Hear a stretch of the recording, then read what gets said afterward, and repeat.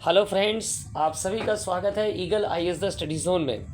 साथियों, UPSC CSC prelims के कुछ ही दिन शेष बचे हुए हैं और मॉडर्न हिस्ट्री का जो पार्ट है वो रिवीजन हमारे द्वारा किया जा रहा है।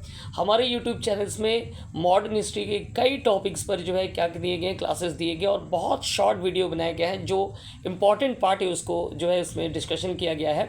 आपसे आप जो है वहाँ जा करके आप क्या कर सकते हैं, अपने मॉडर्न हिस्ट्री पार्ट का रिवीजन कर सकते हैं।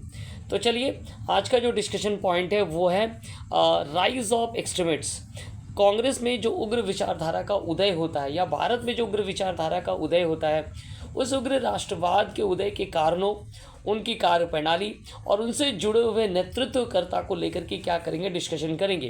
किन किन परिस्थितियों ने उग्र विचारधारा को उदय दिया, उनको लेकर भी क्या करेंगे, डिस्कशन करेंगे। तो आज का जो टॉपिक है वो आधुनिक भारत के इतिहास के तहत है, उग्र विचारधारा या उग्र राष्ट्रवाद के उदय को लेकर के डिस्कशन करना है।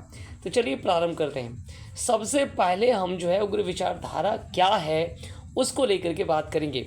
उग्र विचारधारा का जो समय काल है वो 1905 से लेकर के 1909 तक का है और ये वो समय काल है जब लॉर्ड कर्जन के द्वारा बंगाल का पार्टीशन किया जाता है और उसके बाद पूरे भारत में स्वदेशी और बहिष्कार का जो मूवमेंट है वो ज़ोर शोर से चलने लगता है। ये स्वदेशी और बहिष्कार के मूवमेंट में विदेशी वस्तुओं को क्या किया जाता है ना, बहिष्कार किया जाता है, उनकी होली जलाई जाती है, साथ में जो है सरकारी कामों का बहिष्कार किया जाता है और स्वदेशी और राष्ट्रीय चीज़ों को बढ़ावा दिया जाता है। तो ये जो प्रोसेस है, ये प्रोसेस जो है उग्र राष्ट्रवादी विचारधारा से ही उत्पन्न हुआ था, जो कि नरमपंथी कांग्रेस का जो नरमपंथी चरण है 1885 से लेकर के 1905 तक का, उस चरण के दौरान जो प्रोसेस था, अर्थात प्रेयर का जो था, इसके अलावा जो है अनुनय का था, प्रेयर का था, पिटीशन का था और प्रोटेस्ट के जो प्रोसेस थे उससे संपूर्ण क्या था, अलग था। तो ये जो विचार है, उस विचार के उदय के पीछे के कारणों को लेकर के क्या करेंगे, हम लोग डिस्कशन करेंगे। तो सबसे पहले जो भारतीय राष्ट्रीय कांग्रेस का उदय होता है 1885 में, ये एक बहुत बड़ा क्या है, टर्निंग पॉइंट है। इससे पूर्व क्या थे ना, अगर देखें तो कोलकाता के क्षेत्रों में, बम्बई के क्षेत्रों और मद्रास के क्षेत्रों में कई राजनीतिक संस्थाएं उभर करके आते हैं। उनका जो प्रारंभिक काम है भारतीयों को शिक्षित करना राष्ट्रवाद से, वो करते हैं। लेकिन ये तीन अलग अलग प्रांत में आ रहे थे।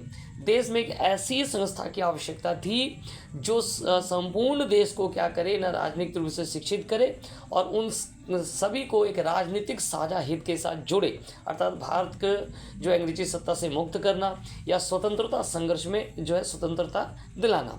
तो ये काम जो है भारतीय राष्ट्रीय कांग्रेस के उदय होने से होता है। भारतीय राष्ट्रीय कांग्रेस के द्वारा राजनीतिक तरीके से भारतीयों को शिक्षित करना प्रारंभ कर दिया जाता है।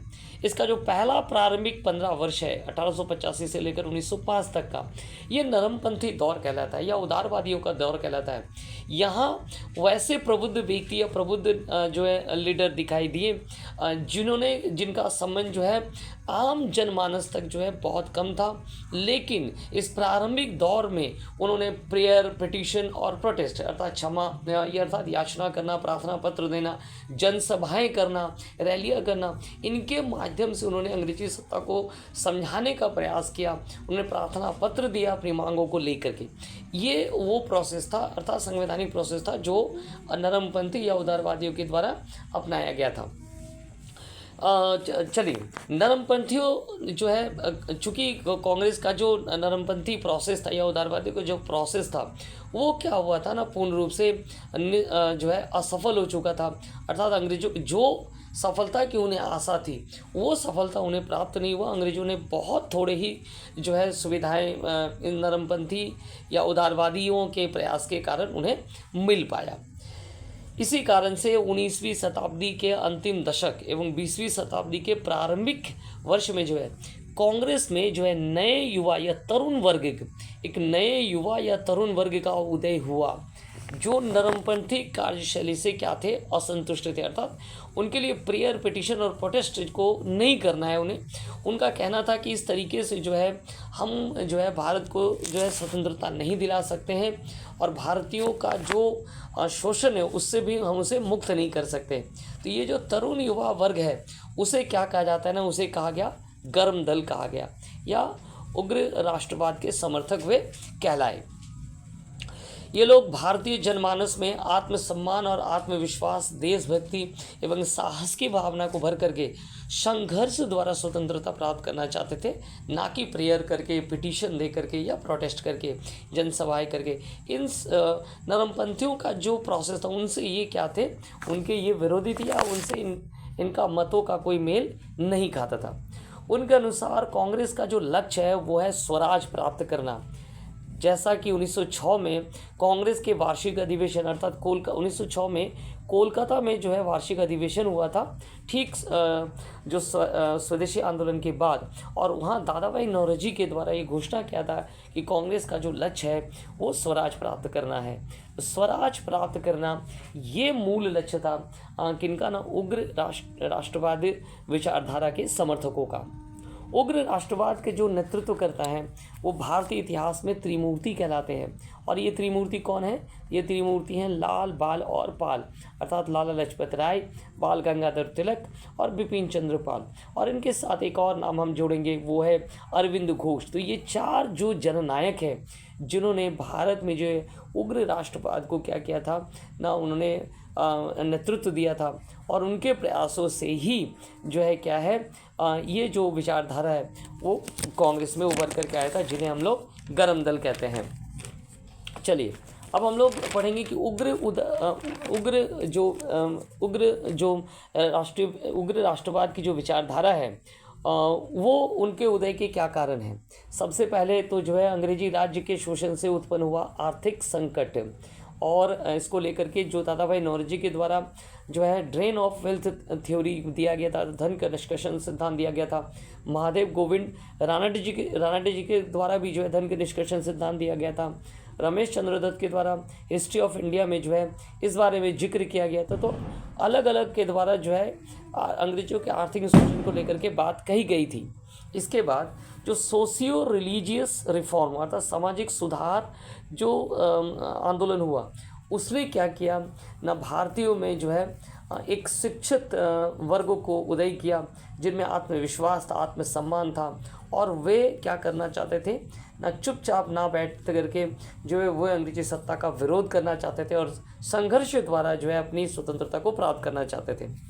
उदारवाद नरमपंथी की असफलता हो चुकी थी। जो सफलता प्राप्त करने की उन्हें आशा थी, उन्हें अंग्रेजों के द्वारा उतना कार्य नहीं दिया गया था।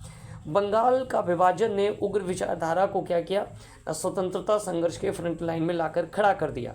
एक प्लेटफॉर्म मिल गया जब बंगाल का विभाजन हुआ, तो उग्र विचारधारा के नेतृत्व के द्वारा जो है स्वदेशी मूवमेंट किया गया और उन्होंने जो है जोर शोर से अंग्रेजों को पीछे धकेला। इसके अलावा कुछ अंतर्राष्ट्रीय घटनाएं भी घटी जिन्होंने आत्मविश्वास भरा भारतीयों के मन में। उनमें से इथोपिया के द्वारा जो है इटली को पराजित करना जो है 1896 में, इसके साथ साथ जापान द्वारा रूस को पराजित करना 1904 में। तो ये सारी जो घटनाएं अंतर्राष्ट्रीय, इससे लगा कि इथोपिया और जापान जैसे छोटे देश भी बड़े जो साम्राज्यवादी देश से क्या कर सकते हैं ना, पराजित कर सकते हैं। तो इस भावना ने भारतीयों के मन में जो है क्या है एक आत्मविश्वास भरा और वे भी जो है अंग्रेजी सत्ता के विरुद्ध लड़ने लगे। इसके साथ साथ जो है कर्जन की जो प्रतिक्रियावाद नीतियाँ थी, लॉर्ड कर्जन ने कई ऐसी नीतियों का निर्माण किया जिससे भारतीयों के आत्मविश्वास को ठेस पहुंची, भारतीयों को बेइज्जती किया गया, कांग्रेस को भी जो है उन्होंने जो है कटाक्ष किया। तो इन सब के कारण जो है उग्र विचारधारा का उदय हुआ। अगर बात करें लॉर्ड कर्जन आने के बाद 1899 का कोलकाता कॉरपोरेशन एक्ट, 1904 का जो है ऑफिशियल सीक्रेट एक्ट, 1904 का भारतीय, इसके अलावा 1904 का जो यूजीसी एक्ट है, भारतीय विश्वविद्यालय अधिनियम है, इन सभी के द्वारा जो है भारतीयों पर सरकारी नियंत्रण और बढ़ा दिया गया था। कर्जन ने भारत को एक राष्ट्र के रूप में स्वीकार नहीं किया एवं कांग्रेस को केवल मन का उद्गार निकालना या लिटिंग ऑफ गैस के तरफ माना था। कर्जन के कुछ निर्णय एवं कार्य जो है भारतीयों में संतोष को जन्म देता है और जिनके विरोध में जो है भारतीय उग्र राष्ट्रवाद विचारधारा की ओर आकर्षित होते हैं। तो इस प्रकार उग्र विचारधारा के उदय के ये सभी क्या है कारण हैं। अब उग्र विचारधारा के जो जननायक है उनको लेकर के डिस्कशन करेंगे और उनके कार्यों को हम लोग क्या करेंगे, डिस्कशन में लाएंगे। उग्र विचारधारा को गति प्रदान करने में 4 जननायकों की भूमिका पाई जाती है, जैसा कि पहले कहा गया लाल बाल पाल, ये त्रिमूर्ति कहे जाते हैं, और चौथा जो है अरविंदो घोष। इनके द्वारा जो उग्र राष्ट्रवादी विचारधारा को क्या किया गया था, नेतृत्व दिया गया था। चलिए सबसे पहले बात करेंगे बाल गंगाधर तिलक की। तो बाल गंगाधर तिलक जिन्होंने BA और LLB की शिक्षा प्राप्त करने के बाद 1880 में क्या किया था, एक स्कूल से अपना जीवन प्रारंभ किया। 1881 में सबसे महत्वपूर्ण है, 1881 में उन्होंने जो है मराठा पत्रिका और साथ में केसरी पत्रिका जो है केसरी पत्रिका के द्वारा नव जागरण को प्रारंभ किया, अर्थात मराठा और केसरी निकाला बाल गंगाधर तिलक जी के द्वारा। मराठा इंग्लिश में और केसरी को मराठी में निकाला गया था। बाल गंगाधर तिलक जी ने 1893 में क्या किया था, 1893 में उन्होंने जो है गणपति महोत्सव एवं 1895 में शिवाजी महोत्सव के द्वारा जो है भारतीयों के मन में राष्ट्रवाद की भावना को जो है और विकास की ओर या और प्रेरित किया था। इसके अलावा 1906 की अगर बात करें तो 1906 में कोलकाता अधिवेशन में स्वशासन, बहिष्कार और राष्ट्रीय शिक्षा के द्वारा जो है उनके द्वारा क्या किया गया था, मांग किया गया था। उनका नारा था कि स्वराज मेरा जन्मसिद्ध अधिकार है और इसे मैं लेकर के रहूँगा। इसके साथ साथ 1916 में उन्होंने होम रूल आंदोलन का भी नेतृत्व दिया था। वैलेंटाइन सिरोल जो है वो कहते थे कि भारत में अशांति का जो जन्मदाता है वो कौन है ना, बाल गंगाधर तिलक है। तो इस प्रकार उग्र विचारधारा के जो नेतृत्वकर्ता में जो बाल गंगाधर तिलक है उनका योगदान क्या है, बहुत ही महत्वपूर्ण माना जाता है। चलिए नेक्स्ट हम लोग जो है उग्र विचारधारा के नेतृत्व करता जो है वो है लाला लाजपत राय, उनको लेकर के डिस्कशन करेंगे। तो इन्होंने वकालत से अपना जीवन प्रारंभ किया, साथ ही वे आर्य समाज, दयानंद सरस्वती से क्या थे, काफ़ी प्रभावित थे। वे जो है 1888 में इलाहाबाद से जो है उन्होंने क्या किया ना, प्रथम बार कांग्रेस के अधिवेशन में भाग लिया। हालांकि वे ह्यूम से भी मिले, लेकिन वे जो है लाला लाजपत राय जी है जो कांग्रेस की स्थापना को लेकर के सेफ्टी बल्ब का सिद्धांत दिया था। अपने यंग इंडिया के लेख में उन्होंने कांग्रेस को सेफ्टी बल्ब कहा था, अर्थात ये लॉर्ड डफरेन की दिमाग की उपज इन्होंने कहा था। इसके अलावा उन्होंने जो है स्वराज दल 1922 में जो स्वराज दल स्थापित करने में अपनी महत्वपूर्ण भूमिका निभाई। स्वराज दल से वो क्या है, सेंट्रल लेजिस्लेटिव काउंसिल जो केंद्रीय विधानसभा है उसमें चुन करके भी गए। लेकिन सडनली 1928 में साइमन कमीशन के आगमन होने पर उनके द्वारा विरोध किया जाता है, जब पुलिस के द्वारा उनके ऊपर प्रहार किया जाता है और उनकी मृत्यु हो जाती है। तो लाला लाजपत राय जी जो उग्र विचारधारा या गर्मपंथी दल को नेतृत्व देने में इनकी महत्वपूर्ण भूमिका पाई जाती है। अगर उग्र विचारधारा के तीसरे जननायक की बात करें तो वो थे बिपिन चंद्र पाल, जो कि ब्राह्मो समाज के प्रवक्ता के रूप में जो है वे कहा गए थे। तो मिडिल यूरोप गए थे, साथ में कहा गए थे ना वे जो है मध्य यूरोप और अमेरिका भी गए थे।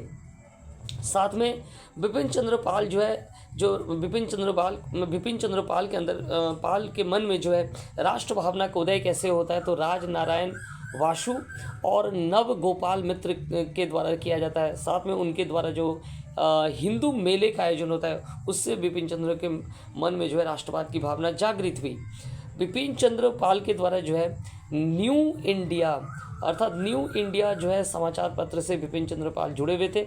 साथ में जो है वंदे मातरम जो पत्रिका है जिसके द्वारा स्वदेशी मूवमेंट को क्या किया गया था ना, बहुत आगे बढ़ाया गया था।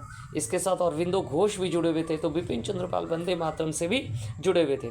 1907 में जो है अंग्रेजों के द्वारा उन पर राजद्रोह का मुकदमा डाल करके कारावास भेज दिया जाता है।